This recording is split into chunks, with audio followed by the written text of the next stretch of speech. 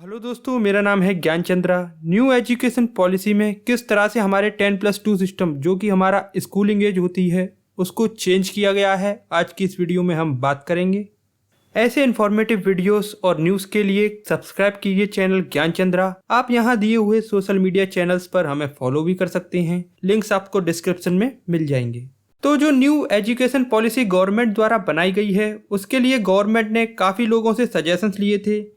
लगभग 2 लाख ग्राम पंचायत और 676 जिलों से सजेशंस आए थे गवर्नमेंट के पास, जिसके बाद इसकी फॉर्मुलेशन हुई थी।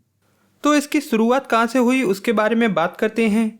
मई 2016 में स्वर्गीय श्री TSR सुब्रमण्यम की अध्यक्षता में एक कमेटी का गठन हुआ था, जिसने अपनी रिपोर्ट 2016 को मंत्रालय को सौंपी थी और उसी के आधार बनाते हुए ड्राफ्ट नेशनल एजुकेशन पॉलिसी को तैयार किया गया था।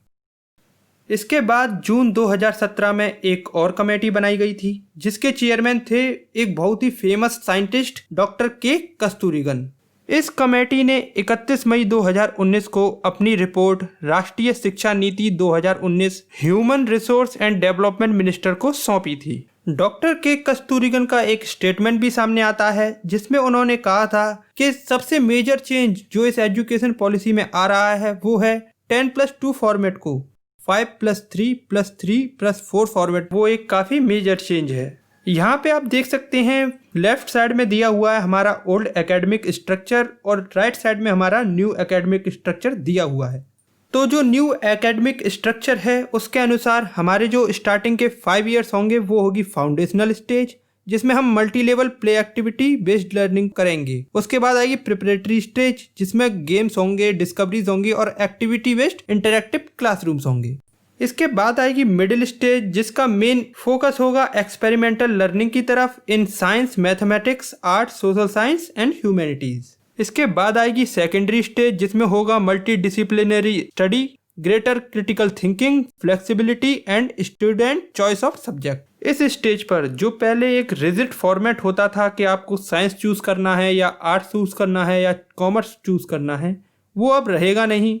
आप अब फिजिक्स के साथ अगर इकोनॉमिक्स पढ़ना चाहें, आप ज्योग्राफी पढ़ना चाहें, तो अब आप वो भी पढ़ सकते हैं, अपने पसंद के सब्जेक्ट्स चुन सकते हैं। इसके साथ ही फोकस ये रहेगा कि एकेडमिक्स के दौरान ही उसमें क्यूरियोसिटी डेवलप की जाए, उसकी लॉजिकल थिंकिंग डेवलप की जाए, उसका रिलेशनशिप विद नेचर समझाया जाए, उसकी सेल्फ आइडेंटिटी को डेवलप किया जाए और उसे एटिकेट्स के बारे में बताया जाए। अब इसके बाद एक मेजर पॉइंट जो निकल के आता है वो है कि किसी भी बच्चे पे कोई भी लैंग्वेज थोपी नहीं जाएगी। इनफैक्ट उनको उनकी मदर टंग जो भी उनकी रीजनल लैंग्वेज है उसमें इंस्ट्रक्ट किया जाएगा और उसी में उनको एकेडमिक्स पढ़ाई जाएगी। गवर्नमेंट ने ये रेकमेंड किया है कि बच्चों को उनकी मदर टंग में ही स्टडीज कराई जाए, कम से कम ग्रेड 8 तक या फिर एटलीस्ट ग्रेड 5 तक तो पढ़ाया ही जाए।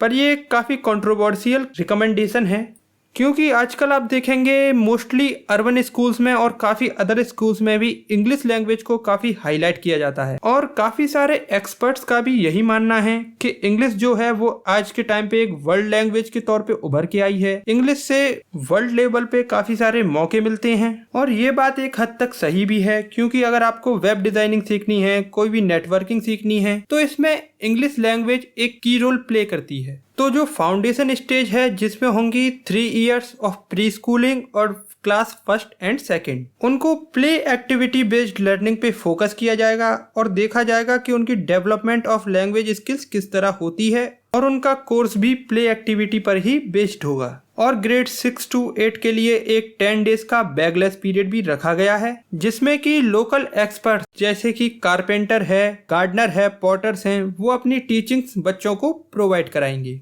और सेकेंडरी स्टेज के बच्चों के लिए एक काफ़ी फ्लेक्सिबल सिस्टम बनाया जाएगा, जिससे कि जिस भी सब्जेक्ट में उन्हें इंटरेस्ट है, चाहे वो साइंस का हो, कॉमर्स का हो और दोनों कंबाइंड भी हो, तो वो उस सब्जेक्ट में स्टडी कर सकते हैं। यहाँ पर जो मेन फोकस होगा वो होगा उनकी क्रिटिकल थिंकिंग को डेवलप करने की तरफ। अब यहाँ पे बात आती है मल्टीलिंगुअलिज्म की। तो यहाँ पर गवर्नमेंट सजेस्ट करती है कि बच्चों को कम से कम ग्रेड 5 तक जो उनकी लोकल लैंग्वेज है, रीजनल लैंग्वेज है, उसमें ही शिक्षा दी जाए और ये शिक्षा ग्रेड 8 तक या उससे आगे भी दी जा सकती है। साथ ही हायर एजुकेशन में संस्कृत के साथ साथ और भी शास्त्रीय लैंग्वेज जो इंडिया में चलती हैं वो भी ऑप्शन के रूप में दी जाएंगी। कोई भी लैंग्वेज कंपलसरी नहीं होगी, किसी भी लैंग्वेज को बच्चों के ऊपर थोपा जाएगा नहीं। इसके साथ ही काफी सारी जो फॉरेन लैंग्वेजेस हैं, जो विदेशी भाषाएं हैं, उनको भी कोर्सेज में शामिल किया जाएगा ताकि बच्चा उसके बारे में स्टडी कर सके, उन लैंग्वेजेस को सीख सके।